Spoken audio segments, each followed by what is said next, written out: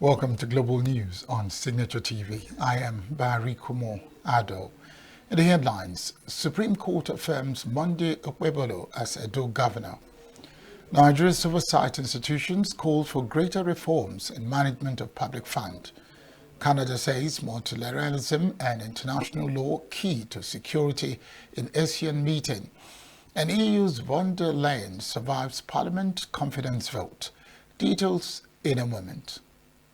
Every second, every minute, every day, news is breaking, events occur, and there are new developments. At Signature TV, we follow these stories objectively, bringing all sides without bias, explaining the complex issues, breaking down the numbers, and investigating the issues behind the news.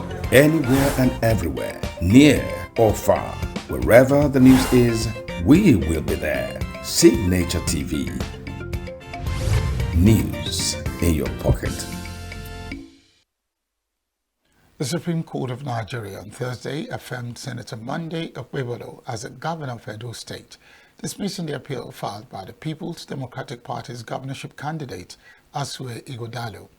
A five-member panel of the Apex Court in the lead judgment, delivered by Justice Lawal Garba, held that the appellants failed to prove their case of overvoting, non-compliance with the Electoral Act, among other infractions, which are cited as grounds to fault the electoral victory of Okpebholo.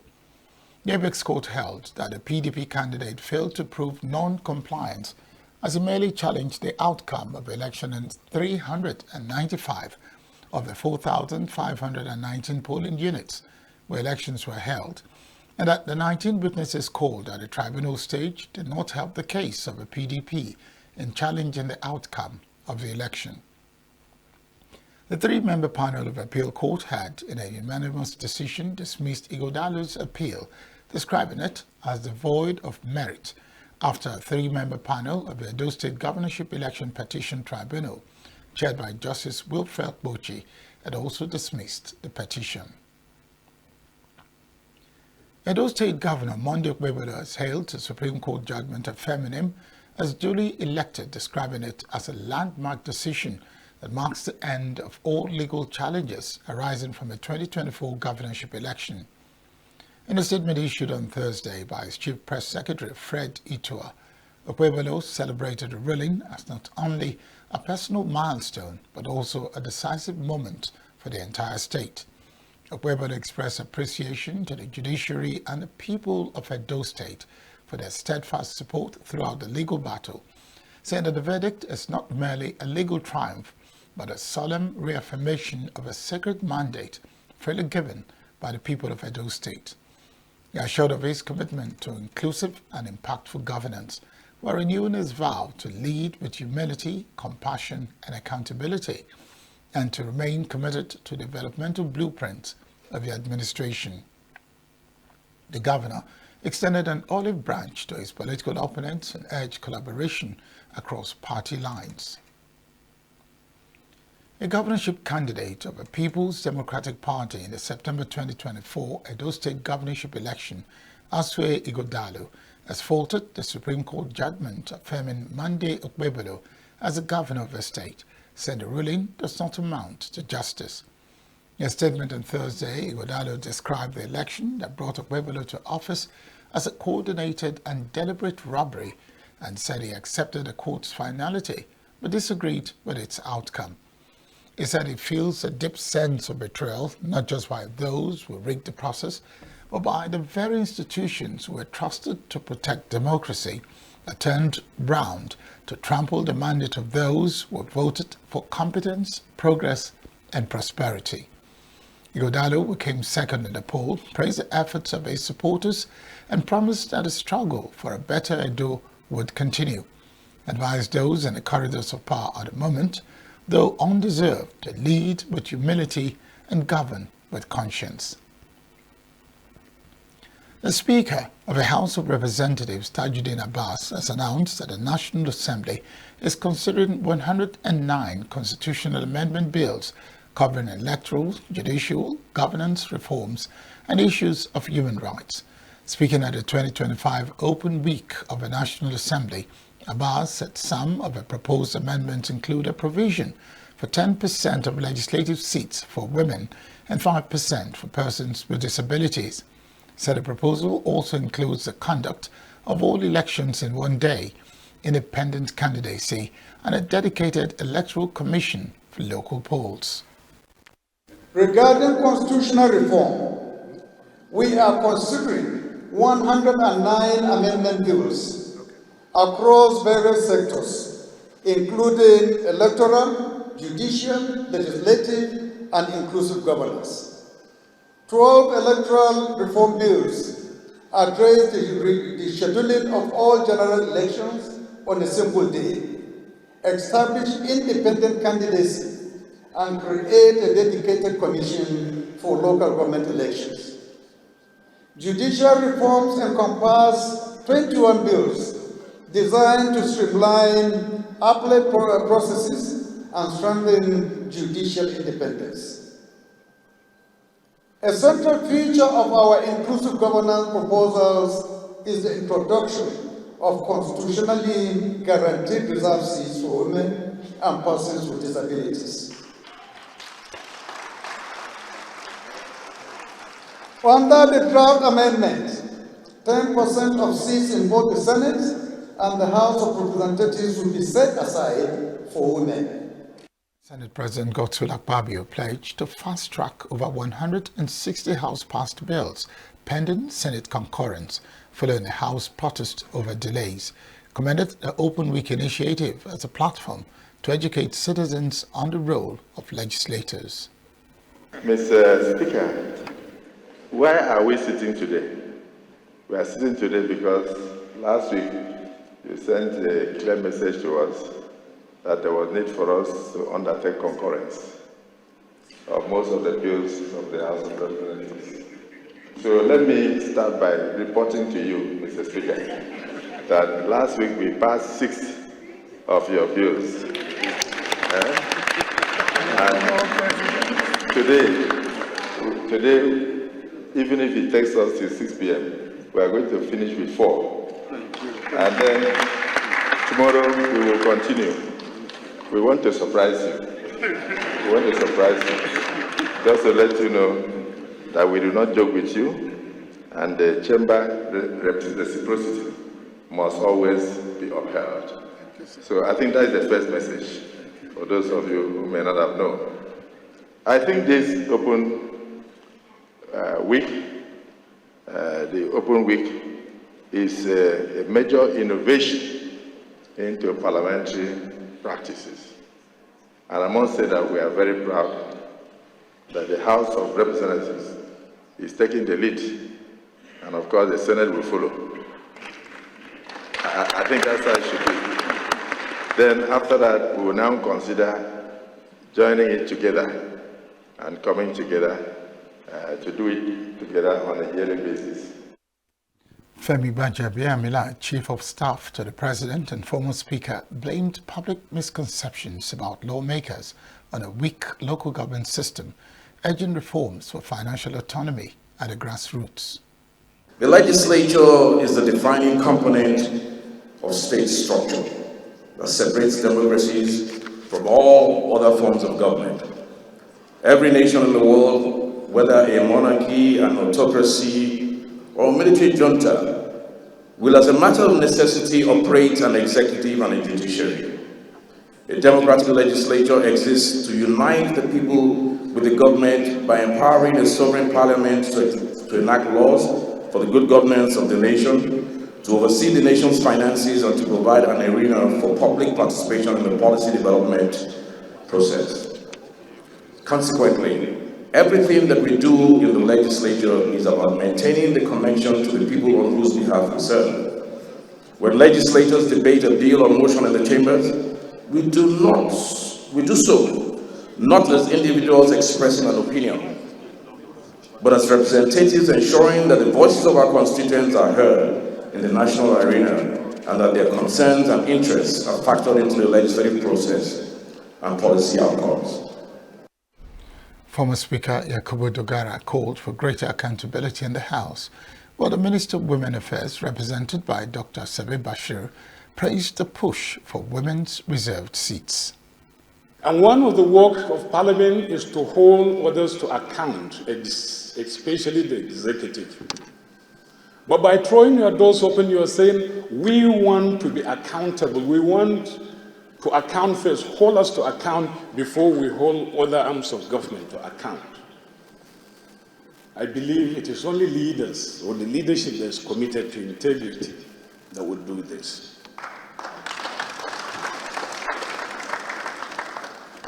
I have said before that it's not enough to talk to the people or talk to the people or talk for the people. We must always have a dialogue with the people. We must talk with the people. And you are leading the charge. And don't think that your efforts are going in vain. The executive is listening to events that are taking place in this place. The Urban Week continues with public fora and exhibitions to promote civic participation and legislative transparency. The House of Representatives has inaugurated a special committee to investigate the implications of a Finance Act on the 5% user charge under the Federal Roads Maintenance Agency FEMA Act 2007. Chairman of the Ad hoc Committee, Francis Wave, said the committee would examine the original revenue template and the current regulatory framework following the implementation of a tax act. The Finance Act and its relationship to the 5% user charge under the Federal Roads Maintenance Agency FEMA Act centers around funding federal road maintenance in Nigeria through revenue generated from the petroleum sector. The Act mandates a 5% user charge on pump price of petrol, diesel and other petroleum products and is intended to create a dedicated funding stream for road maintenance. The special committee, whose members are drawn from critical stakeholders, will engage operators in the midstream and downstream sectors whose operations are directly impacted by the FEMA user charge. I'm talking about the operators in the midstream and downstream sectors of the oil industry. They are victims of the bad roads also. Your tankers fall on the road, but some people say it's your roads that your tankers that spoil the road. So whether it's your tankers that spoil the road or the roads that fall your tanker is a matter of another day's discussion, but it's a national problem.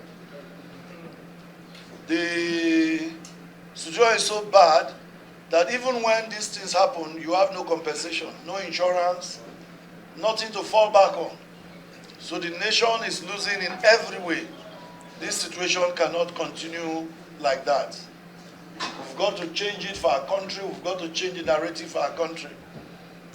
So we agreed in our last meeting that we're going to have two committees set up today that will deal with the pre-Tax Act situation and then post-Tax Act, depending on how you see it, how the Tax Act affects the FEMA Act and the collection of this 5% user charge. Stakeholders, while allaying fears on the hazard faced in the discharge of their duties, assured the commitment towards achieving a sustainable development in the country. It's very important for the socio-economic development of Nigeria and also national development. In doing so, we also ensure that we have roads that are fully well utilized, improves serviceability, and also durability and sustainability of our network to ensure socio-economic development. Just mentioned two critical issues that are very important to us. One is the hazards that we face in this business, the accidents our vehicles, have, and the retail outlets that just for no just cause will go into flames. So there's also need to talk about a very strong insurance, component into this discussion. And then thereafter, yes, it's a settled law by the Act, but I think we still need to go back and review and see what 5% means in today's business. A lot of sacrifice for us to put in to ensure that this exercise comes into play.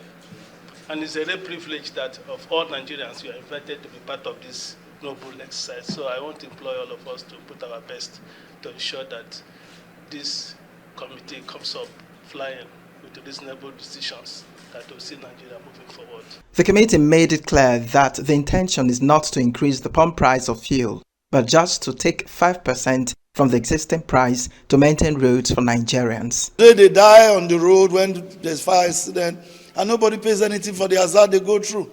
So even the tank farm owners are going to be beneficiaries. It's a win-win situation. And for the ordinary Nigerian, we have better roads to ply. And government can now apply other resources to constructing new roads and other social infrastructure. But for existing roads, we must be able to fix it from the provisions of the law. The committee is expected to submit its findings and recommendations to the House ad hoc committee by Monday, the 17th of July. Of Nigeria's financial oversight institutions have called for decisive reforms to tackle corruption and inefficiencies in public finance management. They spoke at a national conference on public accounts and fiscal governance held in Abuja.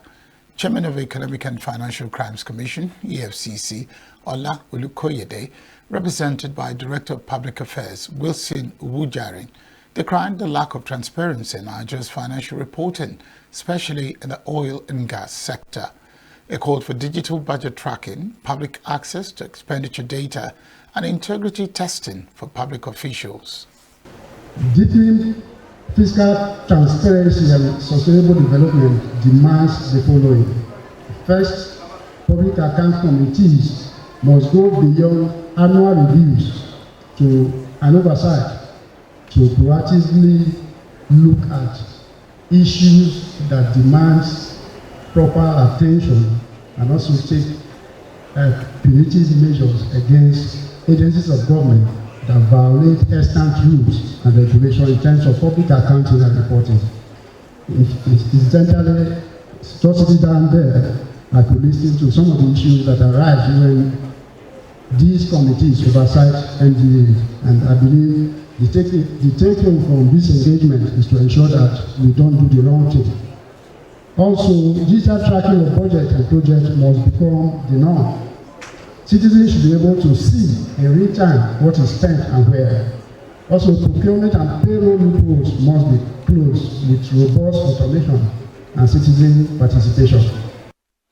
The Accountant General of the Federation, Dr. Samsudeen Olujimi, called for a shift from post-mortem audits to real-time fiscal monitoring using technology. We must move beyond post-mortem audits to a system that emphasizes preventive controls, real-time monitoring, and digital transparency. A case of reminder is in focus. The role of PAC cannot be overemphasized. However, oversight must be supported, not undermined. We must ensure timely submission and publication of audited accounts by ministries, departments, and agencies. Full implementation of recommendations of the Auditor General for the Federation. Adequate funding and capacity building for audit institutions. Deployment of technology and e-governance tools in audit processes to limit manual interference. We must also reframe a culture of impunity. Audit reports should be not gathered just in legislative chambers. They should trigger action, reforms, and where necessary, sanctions. And it's marked the Auditor General for the Federation, Shaka Shira, called for transparency and accountability to be institutionalized as national values. This conference is coming at a time when Nigeria, like many nations, is navigating complex economic challenges like rising public debt, revenue shortfall, rising inflation, governance gap, and growing demands for public accountability. A movement that calls for deliberate recalculation of fiscal governance architecture in alignment with the renewable agenda of the President, His Excellency Bola Ahmed Tinubu GCFR, who we are most delighted to have as a special guest of honor. The presence of the President is not only a strong endorsement of this initiative, but also call for action for all stakeholders in the governance and accountability ecosystem to rise to the challenge of nation building with new vigor. The Vice President Kashim Shettima has raised concern over the devastating impact of malnutrition on Nigerian children, noting that it derives about 40% of children under 5 of their physical and cognitive potential. Speaking at the National Summit on Nutrition and Food Security held in Abuja, Shettima was represented by Deputy Chief of Staff in its office, Ibrahim Hadejia, highlighted the government's renewed commitment through the Nutrition 774 initiative, a grassroots-focused program aimed at addressing nutrition challenges in underserved communities. The Vice President emphasized the need for adequate budgetary allocations, legislative oversight, and transforming nutrition from a charitable issue to a matter of national justice. Yet we must admit that the occasion that brings us here today is not celebration. It is a reminder of the burden that we bear, a malnutrition crisis that continues to rob nearly 40% of Nigerian children under 5 of their physical and cognitive potential. It is a reminder that food insecurity is not only about hunger, it is also about whether our people can afford, access, and accept the food that meets their nutritional needs.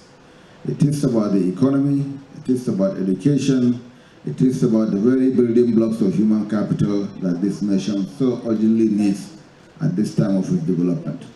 Nutrition has been repositioned as a central pillar of our national development strategy.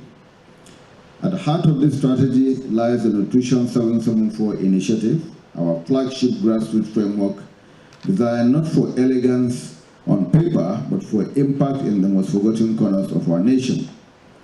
Nutrition 774 is a living strategy, one that drives political commitment, secures sustainable financing, demands accountability, and galvanizes collaboration across federal, state, and local. The Speaker of the House of Representatives, Tajuddin Abbas, represented by Julius Ihombere, warned that malnutrition costs Nigeria an estimated $56 billion annually, with post-harvest losses adding another $2 billion. Malnutrition stands out as a human tragedy and a development challenge. Millions of our brothers and sisters, especially children and women, suffer the consequences of poor nutrition. This summit must therefore galvanize us to forge sustainable, evidence-based solutions that alleviate their suffering and secure a healthier future for all. We have deliberately devoted this segment of the Open Week to the critical challenges of nutrition and food security. This focus reflects the House of Representatives' determination to work alongside the executive in confronting one of the most pressing threats to our collective well-being.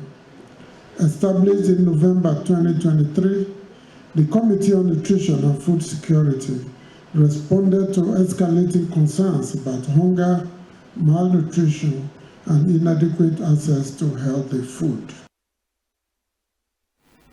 The chairman of the House Committee on Nutrition and Food Security, Uche Okafor, stressed that insecurity, particularly in the Northeast, Northwest, and North Central, keeps farmers away from the land, contributing to food scarcity.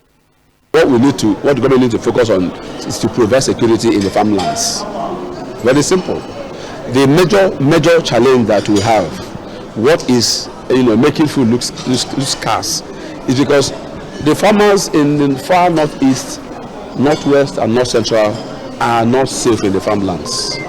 The herders crisis, where they don't kill the farmers, they destroy crops and farm inputs.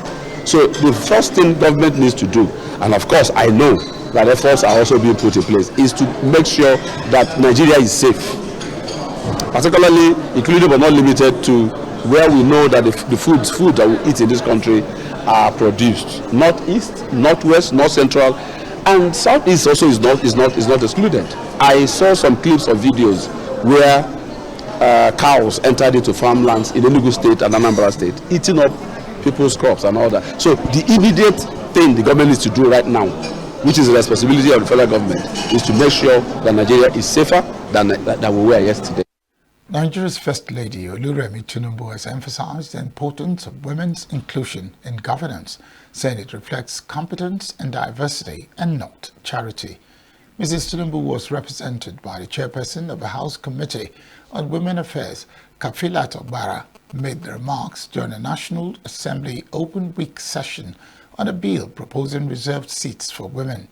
She noted that despite a United Nations recommended 35% women's representation in public office, the figure in Nigeria remains low, with only 20 of the 469 lawmakers at the 10th National Assembly being women, while just 48 of 1,019 female candidates won state assembly seats in 2023, a 4.7% success rate. First Lady therefore pledged support for initiatives promoting women's political and economic empowerment.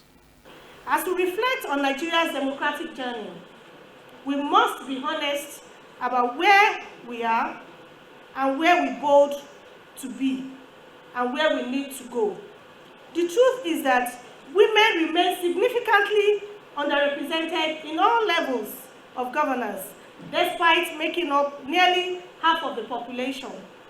This is not just a question of fairness, it is a matter of strengthening our democracy and deepening our national development. I strongly believe that giving women a seat at the table is not about charity.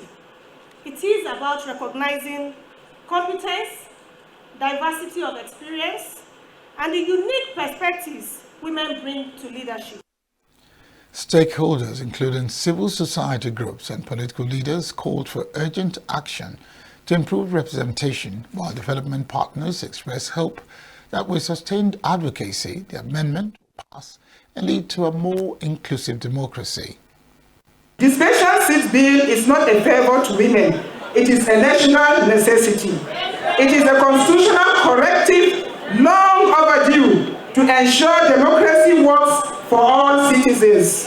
It is about justice, representation, and the sustainable development of our dear country, Nigeria. To the sponsors of the bill, our partners in civil society, the media, and everyone who continues to champion this cause, Nigerian women say thank you. Together, we have the opportunity to make history and deliver a legacy of inclusive governance for generations to come. Let us seize this moment, let us speak with one voice, and let us rise as a nation that values the voices and leadership of its women. And when history looks back on this moment, let it be said that Nigeria chose wisdom over exclusion. That this was the case, and I think it's so very helpful that the House of Representatives, the Speaker himself, the Speaker's wife, the Deputy Speaker, and the leadership of the National Assembly have very clearly stated their commitment to the passage of the Special Seats Bill. And anyone who has read the Special Seats Bill will clearly understand that it does not take to dilute, it doesn't seek to take any seat away from anybody. The 360 seats remain. What is being sought to be created in the Special Seats Bill is additional seats that will increase women representation, either by the fact that these new seats are added or by their ability to contest with men in the existing 360 seats. So no seat is being taken away from any man. As your partner, we see the initiative to pass this bill as a landmark proposal that speaks to the heart of democratic inclusion and national progress in Nigeria. This initiative, as been so eloquently described before, is not just about legislation. It's about the future of representation in Nigeria. It's about ensuring the voices of Nigeria's women are actively shaping the decisions that affect every aspect of national life. And the evidence from across the world shows that this is a role that has huge potential for Nigeria's development. Women's political participation has profound positive impacts on communities, on legislators, on political parties, and of course on citizens' lives. It helps democracy deliver. The federal government has declared that the Nigerian economy is showing signs of steady recovery, attributing it to wide-ranging reforms spearheaded by the present administration. The Minister of Information and National Orientation, Mohammed Idris, stated this in Abuja while receiving members and newly elected executive of the Nigerian Guild of Editors in his office. Idris stated that although Nigeria's economy was not yet in El Dorado, no one could say that there was no progress, adding that international rating agencies were beginning to take note of Nigeria's economic direction. According to the minister, landmark policy reforms, such as the removal of fuel subsidy and the unification of foreign exchange rates, even though are tough, are already yielding positive impacts on the economy. He called on the media to support the armed forces in their efforts to tackle insecurity, urging journalists not to amplify the voices of criminal elements at the expense of national morale. Still to come, NACA to convene National Council on AIDS amid global aid shifts. Nigerian Ports Authority berths first wholly Nigerian-owned container vessel. Stay with us.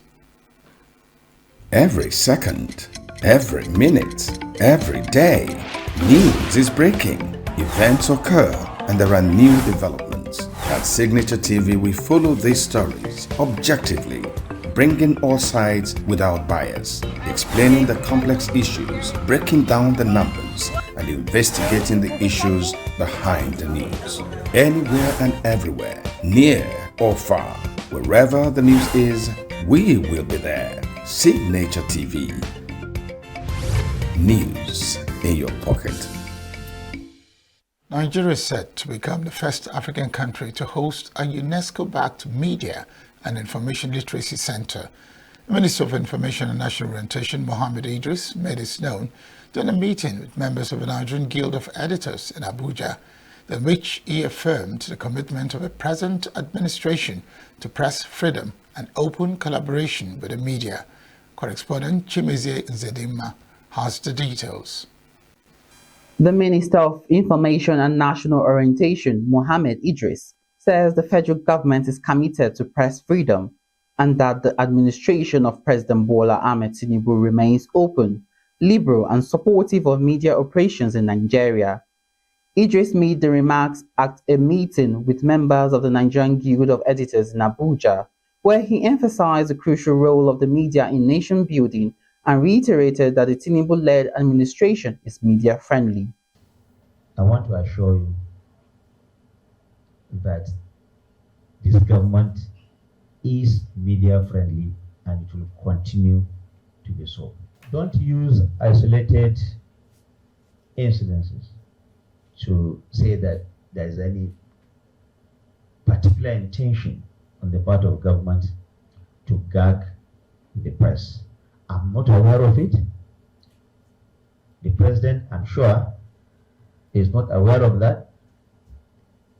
Never a time, again, for emphasis, I discussed with him to see that any particular media organization or individual is being harassed just because he holds views that the government may not find comfortable.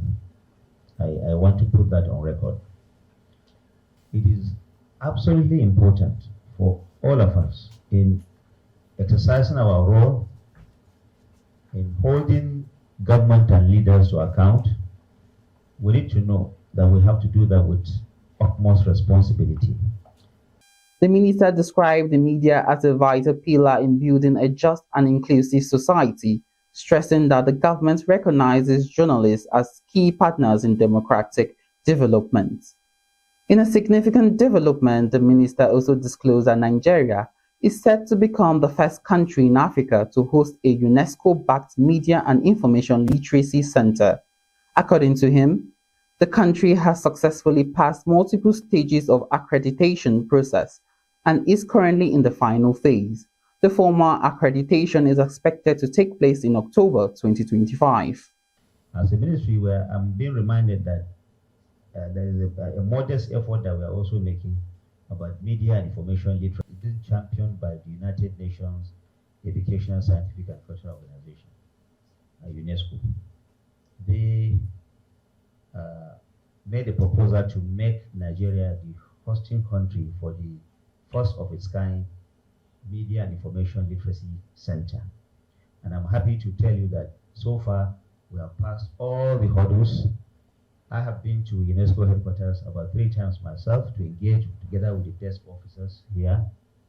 And I'm happy to announce that UNESCO has accepted, subject to the final ratification that we intend to have in their next General Assembly in October this year, the final ratification for the designation of Nigeria as the host country for media and information literacy. No country has ever hosted that. Nigeria is going to be the first country. And what that does to us is that it's going to bring all stakeholders in the media from across the globe to bring some attention to Nigeria and to offer opportunity to our media practitioners and others to really imbibe what is called media literacy. Members of the Nigerian Guild of Editors who were present at the meeting did not raise questions but expressed agreement with the minister's remark, signaling alignment with the government's position on the role and freedom of the press. The establishment of the Media Information Literacy Center is seen as a progressive move to further strengthen Nigeria's media ecosystem and enhance public engagement through responsible information sharing and education. In Abuja, I am Chimize Zadima for Signature TV. The Nigerian Guild of Editors has called for the repeal and reform of outdated media laws that it says are inconsistent with Nigeria's democratic aspirations. The Guild, which made the call during a meeting with the Minister of Information and National Orientation, Mohammed Idris, in Abuja, also raised concern about overlapping laws, criminal defamation and sections of the Cybercrime Act that it described as vague or obsolete. Again, Chimezie Nzedima reports.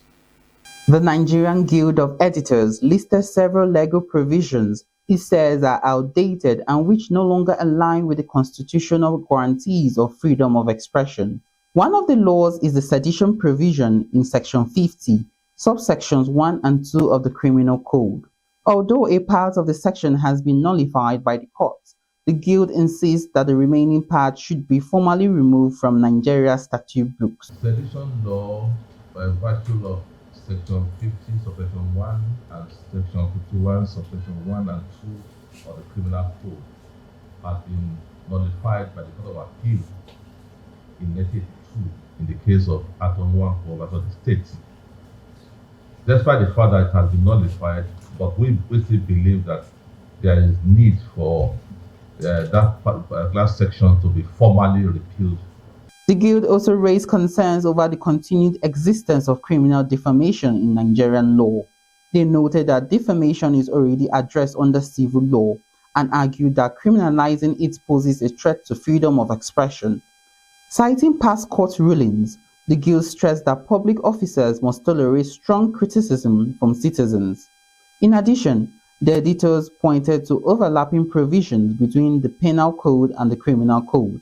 They recommended harmonizing the laws to eliminate repetition and clarify application. We believe that criminal defamation and criminalizing freedom of expression because defamation is both civil and criminal in our laws, that anyone who feels, particularly a public officer who feels aggrieved, can as well file defamation suits. Just like the Court of Appeal said, particularly Justice Olatawura in the Atowa Court case, that public officers should not feel threatened when they are being pilloried by people even with harsh words.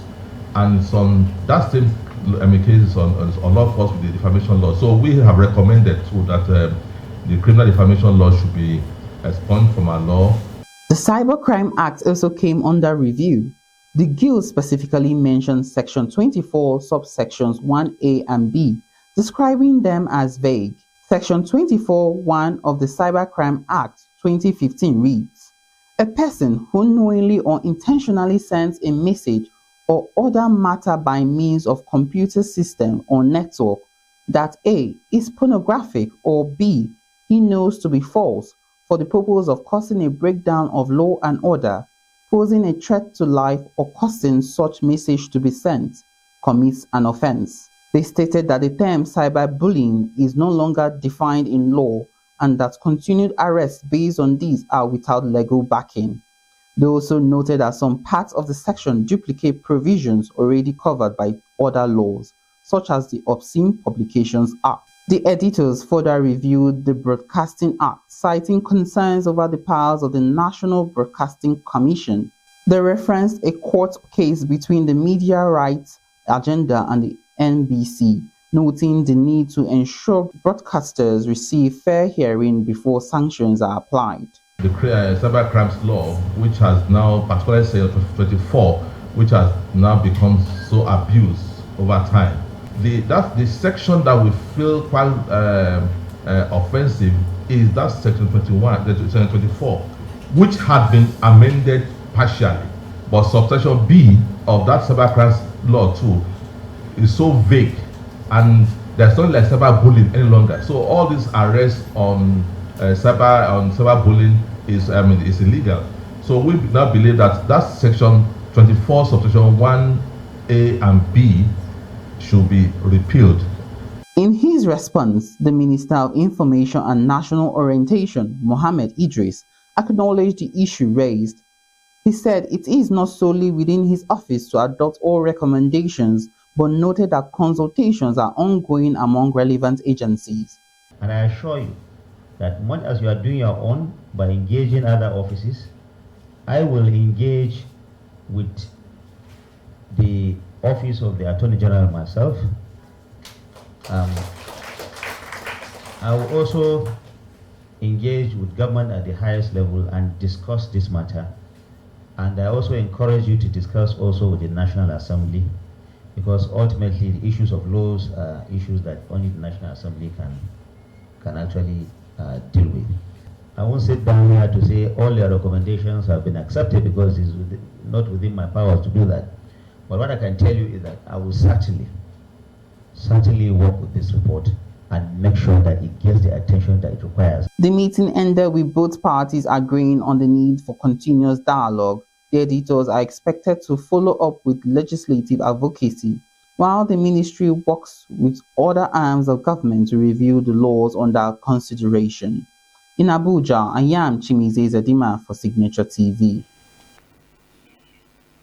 The Kebbi State Governor, Nasir Idris, has ordered the immediate reconstruction of a Makera-Kangiwa road which links the state to neighboring Niger State, which was severely damaged by recent flooding. Governor Idris, who gave the directive whilst inspecting the affected section of the road in Makera, described the road as a strategic economic route that is crucial for both local communities and cross-border connectivity. The governor stressed the importance of a road to surrounding communities and its role in facilitating regional trade with neighboring countries. Commissioner for Works Abdullahi Umar Muslim assured residents that the ministry had commenced the process of evaluating qualified contractors to undertake the reconstruction project.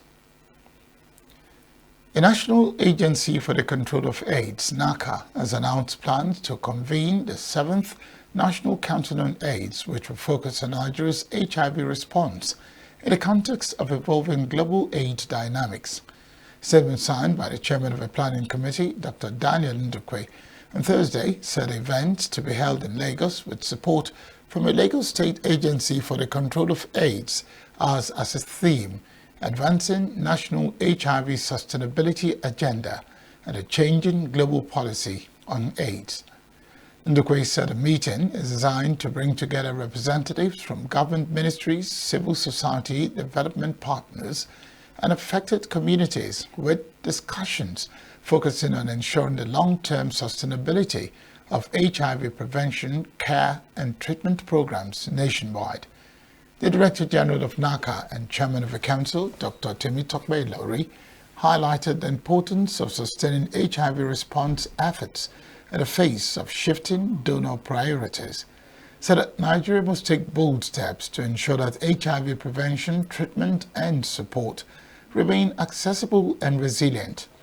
The National Council on AIDS, established under the NACA Act of 2006, functions as Nigeria's apex coordination body for multi-sectoral HIV response, and the upcoming 7th session aims to review past progress and chart a strategic direction for future HIV interventions. Troops of Operation Hadinkai have killed 24 Boko Haram and ISWAP terrorists in a renewed offensive into enclaves across various locations within the Northeast Theater of Operations. Coordinated operations took place between 4th and 9th July in Sambisa Forest, Timbuktu Triangle, and the Mandara Mountains and other known locations. This resulted in the recovery of several arms, ammunition, logistics, and other fighting equipment. A spokesperson of Operation Hadinkai, Captain Ruben Kovangia, who gave details of operations in a statement, revealed that the troops also recovered motorcycles, bicycles, food condiments, footwear, and terrorist uniforms. Said that the operations, which were intelligence-driven and guided by intelligence, were conducted by the combined troops of the Air Force Component, Civilian Joint Task Force, and the Nigerian Army. Statement explained that the neutralization of the 24 insurgents underscores the determination and collaboration and concerted efforts by the troops to ensure that terrorists are placed on the back foot, thereby creating conducive environment for socio-economic activities to thrive in the Northeast region.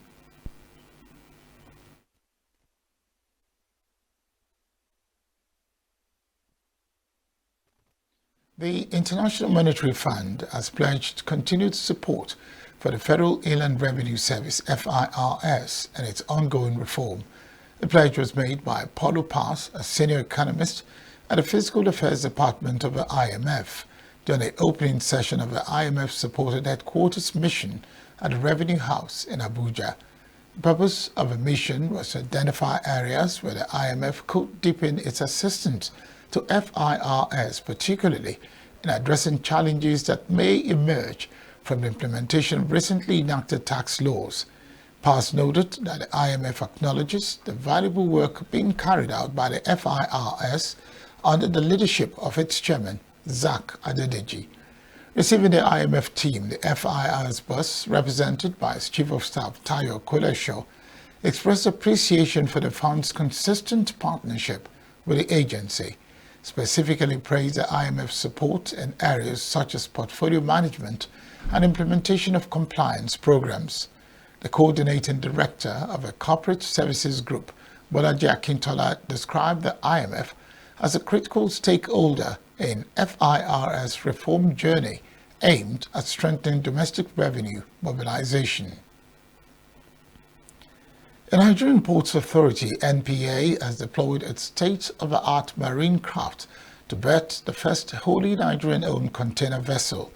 Container vessel with the International Maritime Organization Christian MV Ocean Dragon, with capacity of 349 20-foot equivalent units, gives a boost to concerted investment drive geared towards reaping the cost and time-saving benefits of short-sea shipping by plying in-country maritime trade routes across Nigeria. The vessel is scheduled to operate across West Africa and beyond, servicing ports in Nigeria, Benin Republic, Togo, Ghana, Cameroon, Sierra Leone, Ivory Coast, Egypt, and South Africa, among other countries. Managing Director and Chief Executive Officer of the Nigerian Ports Authority, Abubakar Dansoho, said the development is a testament to commitment of the Nigerian government to deepen, to maximize the potential of marine and blue economy. And that's the news this hour. I am Barry Kumo Ado. Thank you very much for joining us.